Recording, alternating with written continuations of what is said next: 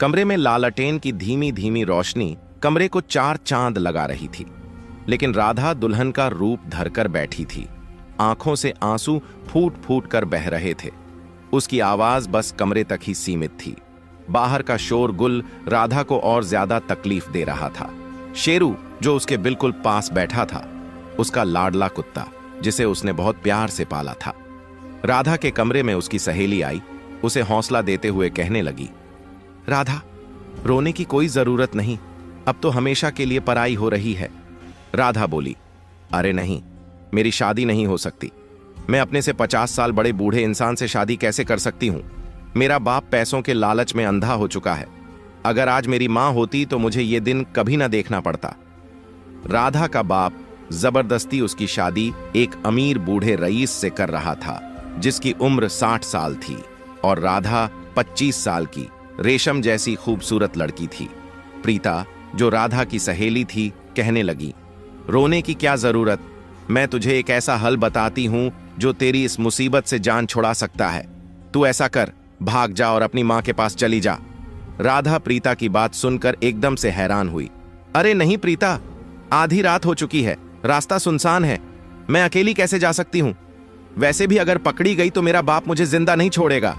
प्रीता बोली, अरे कुछ नहीं होगा, आज की मुश्किल पूरी जिंदगी की आसानी बन जाएगी, वरना हमेशा के लिए उस बूढ़े की गुलाम बनी रहना। क्यों अपनी जिंदगी बर्बाद कर रही है? मैं एक दोस्त होने के नाते तुझे अच्छा मशवरा दूंगी, किसी को कुछ पता नहीं चलेगा। वैसे भी बारात आने ही वाली है, इससे पहले कि वो आए तू यहां से चली जा। राधा डर रही थी कि वो अकेली कैसे जाएगी। फरीदा कहने लगी, क्यों ना अपने कुत्ते को साथ ले जा, वैसे भी तूने इसे पाला है, ये तेरा वफादार कुत्ता है और रास्ते में तेरी हिफाजत करेगा। प्रीता ने राधा की मदद की घर से फरार होने में। राधा उसी लहंगे और गहनों में सजी हुई दौड़ती हुई अपने कुत्ते के साथ उस सुनसान रास्ते पर निकल आई थी। रास्ता बिल्कुल सुनसान था। वो बार बार पीछे मुड़कर देख रही थी कि कहीं उसे कोई देख न ले। दिल की धड़कन तेज थी, सांसें फूल रही थीं। कुत्ता, जो उसके साथ साथ था, भागते भागते राधा एक सुनसान रास्ते पर आ गई। क्योंकि वो पहले कभी घर से बाहर निकली न थी, बस उसे अपनी मां के घर का पता था। राधा के पिता ने उसकी मां को तलाक दे दिया था। राधा अपने बाप के साथ रहती थी, लेकिन अब वो वक्त आ चुका था जब मां के साए की सबसे ज्यादा जरूरत थी। बाप पैसों का पुजारी बन चुका था, जो चंद पैसों की खातिर अपनी फूल जैसी बेटी को बूढ़े रईस के हाथों बेच रहा था। सड़क खाली थी, हर तरफ अंधेरा और पेड़ों के पत्तों की सरसराहट सुनाई दे रही थी, जो माहौल को और ज्यादा डरावना बना रही थी। एक अकेली लड़की, वो भी दुल्हन के लिबास में, अगर कोई देख ले तो क्या होगा? शेरू, जो चारों ओर नजरें दौड़ा रहा था, राधा की हिफाजत में कोई कसर नहीं छोड़ रहा था। राधा लगातार तेज तेज कदमों से चल रही थी। ये रास्ता उस रास्ते से बिल्कुल अलग था। यहां से रात को कोई नहीं गुजरता था, लेकिन अब मजबूरी थी। अगर राधा उस दूसरे रास्ते से जाती तो वहां उसे कोई देख लेता, इसलिए उसे जंगल के सुनसान रास्ते से ही गुजरना पड़ रहा था, जिस वजह से उसका दिल डर से फट रहा था। कहां फंस गई मैं? न जाने अब मेरे साथ क्या होगा। ए शेरू, तू है ना मेरे साथ, मेरी हिफाजत करने के लिए? राधा की आंखों में आंसू भी थे और दिल में डर। कुछ दूर जाने पर राधा के सामने एक अजीब सा मंजर था। पुलिस की गाड़ी रास्ते में खड़ी थी। थोड़ा और पास जाने पर उसने देखा कि गाड़ी के पास कुछ पुलिस वाले भी खड़े हैं। एकदम से राधा के पसीने छूट गए कि अब वो क्या करेगी। ये किस मुसीबत में आ फंसी? एक मुसीबत से जान छूटी नहीं कि दूसरी गले पड़ गई। उसी दौरान उसने अपनी अकल दौड़ाई और कहा, अगर कुत्ता भौंका तो पुलिस वाले मेरी तरफ देखेंगे और यकीनन मुझे पकड़ लेंगे। इसीलिए उसने पास ही झाड़ियों वाले रास्ते की तरफ जाना मुनासिब समझा। क्या कर सकती थी? अगर वो पुलिस वालों के पास जाती तो यकीनन वो उसे पकड़ लेते, क्योंकि नई नवेली दुल्हन उस हालत में सड़क पर अकेली, वो भी रात के वक्त। राधा का डर अब और बढ़ चुका था। वो पछता रही थी कि उसने क्या कर दिया। वो झाड़ियों में छुप गई और उसने अपने कुत्ते को भी साथ छुपा लिया। कुत्ता उसकी हर बात समझता था। वो चुपचाप लेटकर बैठ गई। कुछ देर के बाद सड़क पर उसे लोगों के शोर की आवाजें सुनाई दी। और वो आवाजें राधा के घर की तरफ से आ रही थीं। देखते ही देखते कुछ लोग उस रास्ते पर निकल आए। राधा और डर गई। अब वो आगे जा सकती थी न पीछे। उन्हीं झाड़ियों में छुपकर वो ये मंजर देख रही थी। वो कोई और नहीं बल्कि उसका बाप था। कुछ लोगों के साथ राधा को तलाशते तलाशते उस रास्ते पर आ चुका था। राधा की आंखों से आंसू गिर रहे थे। दिल जोर जोर से धड़क रहा था। देखते ही देखते उसका बाप और गांव के कुछ लोग पुलिस वालों के पास जा पहुंचे। राधा पास ही झाड़ियों में छुपकर यह सारा मंजर देख रही थी और उसका कुत्ता शेरू भी पास बैठा था। आपने किसी लड़की को देखा है यहां से जाते हुए? उसने लाल रंग का लहंगा पहना था और उसके साथ एक कुत्ता था। न नहीं साहब, हमने किसी लड़की को नहीं देखा। क्यों, क्या हुआ? अरे साहब, क्या पूछते हैं? मेरी बेटी की आज शादी थी और वो घर से भाग गई है। न जाने कहां गई। हमने तो पूरे शहर को छान मारा लेकिन हमें नहीं मिली। अब मैं और डर रही थी कि अगर मैं वहां से गुजरती तो न जाने मेरा क्या हाल होता। डर से मेरा जिस्म कांप रहा था। मैं कुत्ते को सीने से लगाकर बैठी थी, क्योंकि इस कुत्ते के सिवा मेरा साथी कोई नहीं था जो इस तन्हाई में मेरी मदद करे। सिर्फ वो कुत्ता और मेरा डर। पता ही न चला सुबह हो गई। रास्ता बिल्कुल खाली था। मैंने खुद को संभाला। देखा तो शेरू भी मेरे पास सो रहा था। एकदम से मैं उठी। झाड़ियों से मेरा लहंगा उलझ चुका था। मैंने जल्दी से कोशिश की ताकि फट न जाए। आखिरकार मैं रास्ते पर आई। इधर उधर देखा तो कोई नहीं था। मौके का फायदा उठाया और मैंने भागना शुरू कर दिया। कुत्ता मेरे साथ साथ था। आखिरकार वहां से एक रिक्शा गुजर रहा था। मैं उस रिक्शे में बैठी और मां के घर की तरफ चल पड़ी। रिक्शा वाले ने मुझसे पूछा, अरे ओ लड़की, क्या हुआ है? इस तरह दुल्हन के लिबास में कहां जा रही हो? अरे आपको क्या मतलब? आप चुप करके रिक्शा चलाइए। आखिरकार मैं मां के घर पहुंच गई। दिल में सुकून की सांस आई। न जाने आज कितने अरसे के बाद मैं मां से मिलने आई थी। कमला देवी जो चारपाई पर बैठी थी, एकदम से राधा और शेरू को देखकर हैरान हुई। अरे बेटी राधा, तू। मैं भागती हुई गई और मां के सीने से लग गई। कमला देवी एकदम से बेटी को देखकर परेशान हुई और खुश भी हुई। अरे बेटी, तू इस वक्त इस हालत में? खैरियत? अरे मां, खैरियत दी तो नहीं है। अब्बा मुझे चंद पैसों के लिए लालच में आकर एक बुजुर्ग रईस को दे रहे थे। कल रात मेरी शादी थी। मैं शादी की रात ही भागकर निकल आई और अब तेरे पास आ पहुंची हूं। अब मैं हमेशा तेरे पास ही रहूंगी। मैं नहीं जाना उस जहन्नुम में। कमला देवी के चेहरे पर परेशानी के तासुरात आए। क्या हुआ मां? क्या मेरा आना तुझे अच्छा नहीं लगा? नहीं बेटी, ऐसी बात नहीं है। आज इतने अरसे बाद तू आई है। पहले कभी तुझे मां की फिक्र नहीं आई? न जाने मैं किस हाल में जिंदगी गुजार रही थी। लोगों के घरों में काम करती हूं और अपना पेट पालती हूं। तन तन्हा इसी घर में रहती हूं। सब मुझे छोड़कर चले गए। तुझे बहुत याद करती थी। कमला देवी की आंखों में आंसू आ रहे थे। मां, फिक्र न करें। राधा रोते हुए मां के आंसू साफ करती हुई कहने लगी, मैं अब हमेशा के लिए तेरे पास आ चुकी हूं। फिर कभी तुझे छोड़कर नहीं जाऊंगी। शेरू भी उनके पास खड़ा था। कमला देवी मिट्टी के एक छोटे से मकान में रहती थी, जिसके इर्द गिर्द खौफनाक झाड़ियां थीं। गरीबी ने उसके घर में डेरा जमा रखा था। कमला देवी परेशान थी कि वो बेटी को क्या खिलाएगी, क्योंकि 2 वक्त का खाना बड़ी मुश्किल से खा पाती थी। राधा मां की परेशानी देखकर समझ गई और कहने लगी, अम्मा, आप परेशान ना हो। मैं आ गई हूं ना। मैं कोई नौकरी कर लूंगी और घर का गुजारा चला लूंगी। अब आपको काम करने की जरूरत नहीं।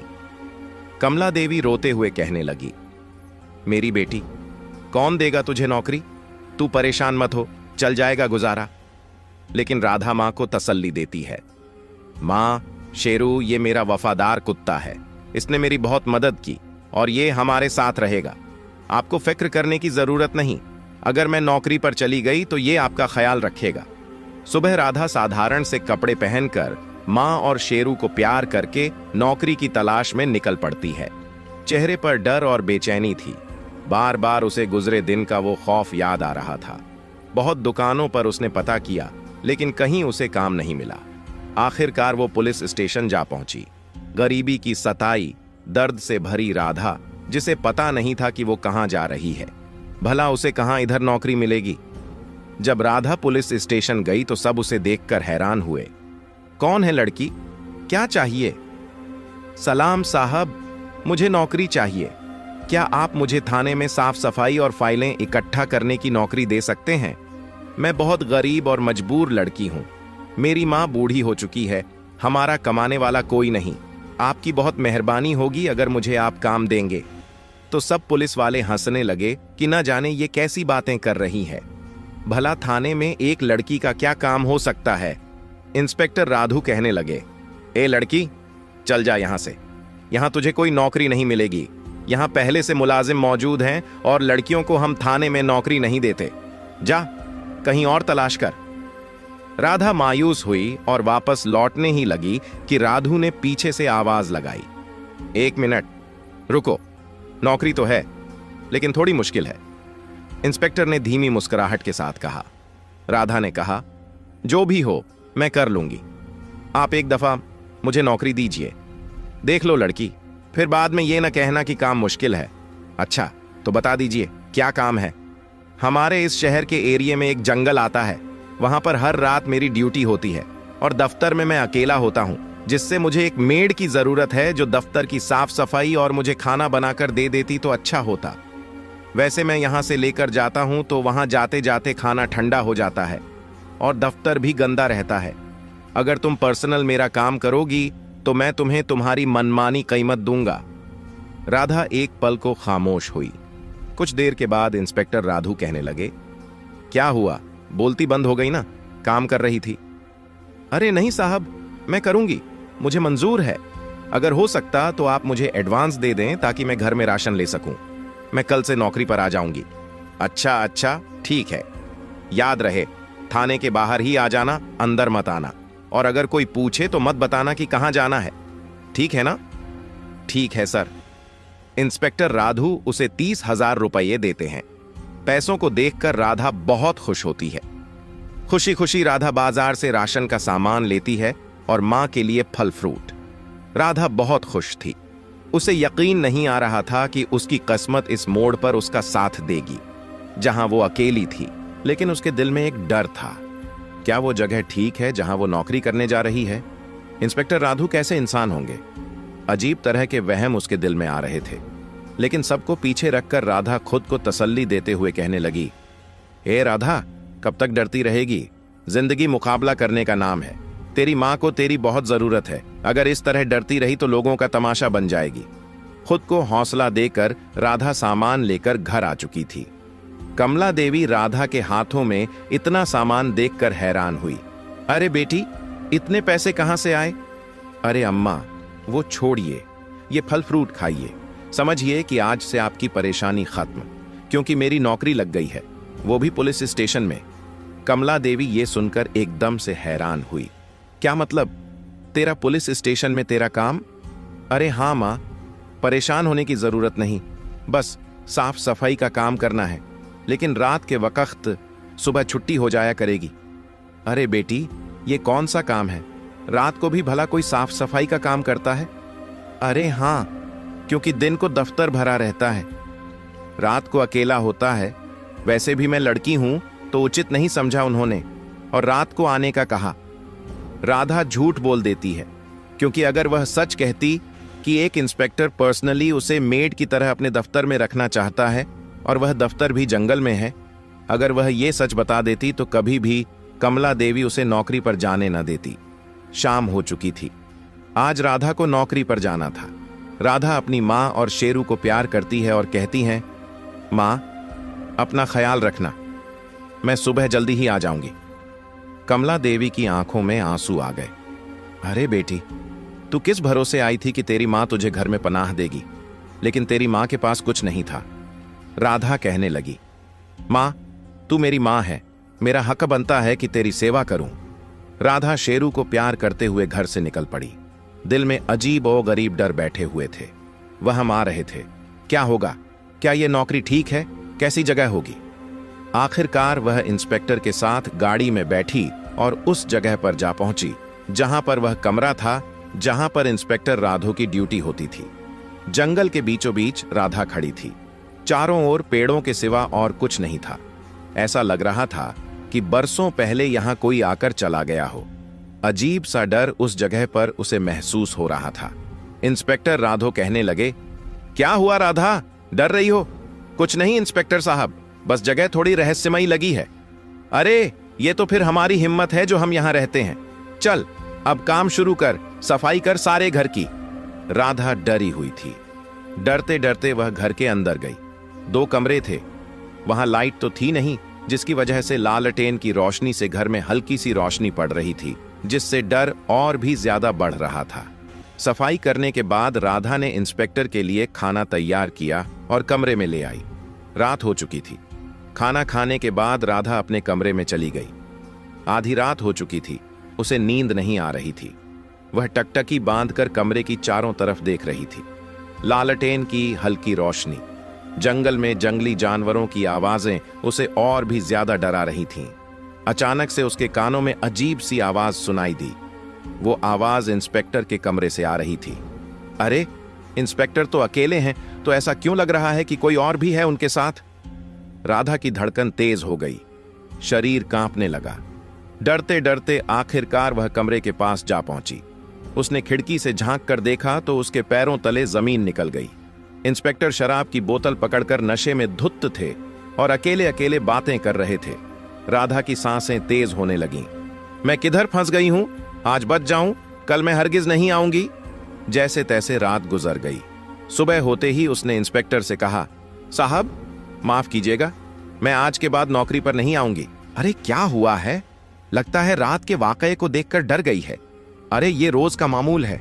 मैं अकेला होता हूं तो बोरियत दूर करने के लिए ये काम कर लेता हूं। इसमें तुझे क्या? नहीं साहब, मैं अकेली होती हूं तो डर लगता है। आप ऐसी हरकतें मत किया करें।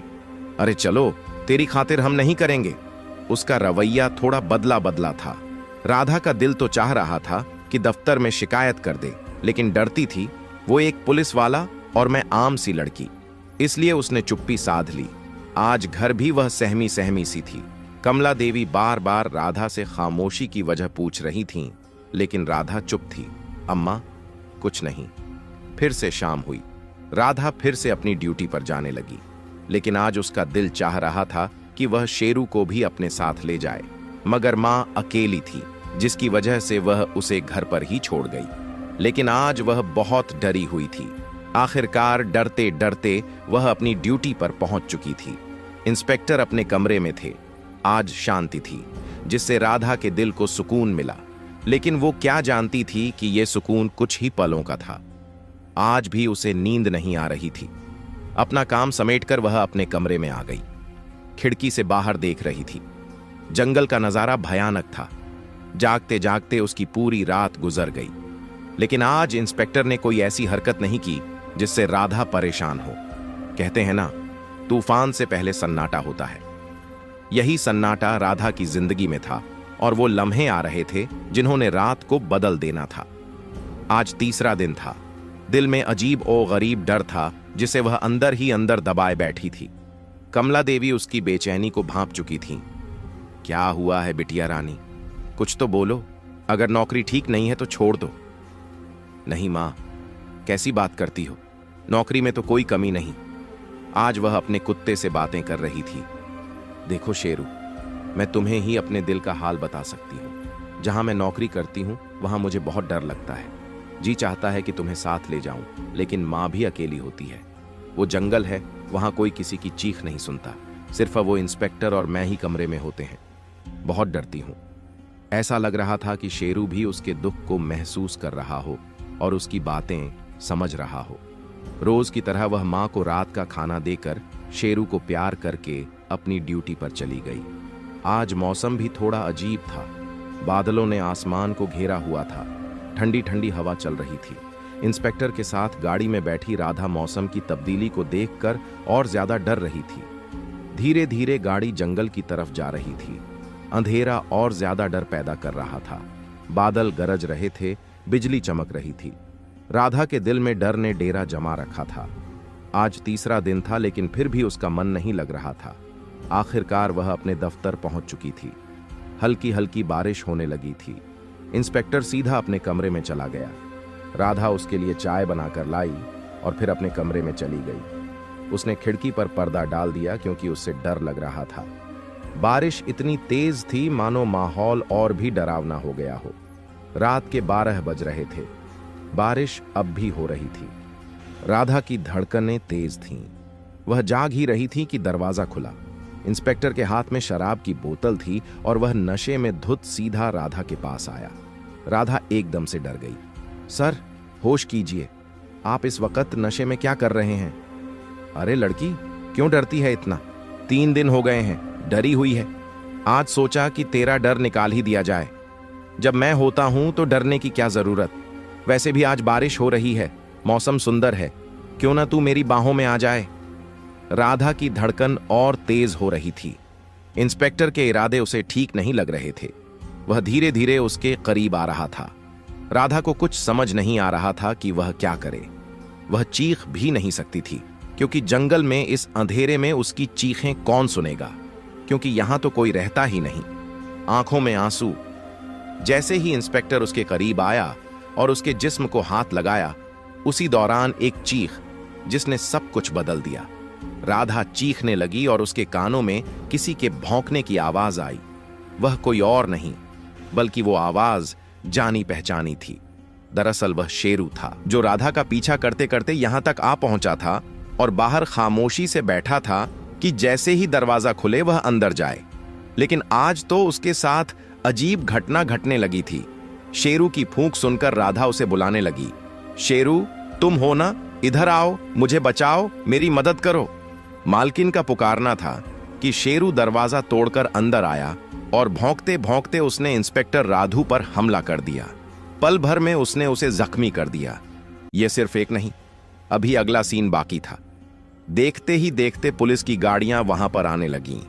डीएम मैडम प्रीति चौहान वहां पर आ चुकी थी। पुलिस की सारी नफरी उनके पास थी क्योंकि राधा ने इंस्पेक्टर के इरादे डीएम मैडम को बता दिए थे और आज वह समय था जब उसकी मदद खुद उसके पास आई थी। शेरू ने सिर्फ उसकी मदद नहीं बल्कि वो करके दिखाया जिसने सबकी आंखें खोल दी। डीएम मैडम ने इंस्पेक्टर के मुंह पर जोरदार थप्पड़ मारा। इसीलिए हमने तुम्हें यहां रखा है ताकि तुम कानून का लिबास ओढ़कर यह गंदगी दिखाओ। वो तो इस कुत्ते ने जब गाड़ी का पीछा किया तो मैं देख रही थी। वैसे भी राधा ने मुझे अलर्ट कर दिया था। हम तो कब से इंतजार कर रहे थे कि कब तेरा असली रूप सामने आए। लेकिन जैसे ही इस कुत्ते ने हमला किया, हमें तुरंत यह सिग्नल मिला कि राधा मुश्किल में है, क्योंकि यह उसका पालतू कुत्ता है और यह उसकी मुश्किल को पहचान चुका था। इसकी खुशबू सूंघते सूंघते यह यहां तक आया है सिर्फ अपनी मालकिन को बचाने के लिए। लेकिन तुम कानून का नाम खराब कर रहे हो। हम पागल होते हैं जो तुम जैसे दरिंदों को पहचान नहीं पाते, जो अपने ओहदे का फायदा उठाकर जुल्म करते हैं। कभी कभार ऐसे दरिंदे सामने आ ही जाते हैं। कानून के हाथ बहुत लंबे होते हैं। जब वो बाहर के अपराधियों को पकड़ लेता है तो अंदर के अपराधियों को पकड़ना तो आसान है, लेकिन कभी कभार मुश्किल भी होता है। लेकिन राधा जैसी बहादुर लड़की और पालतू वफादार जानवर शेरू जैसा ऐसे दरिंदों को सामने ला ही देता है।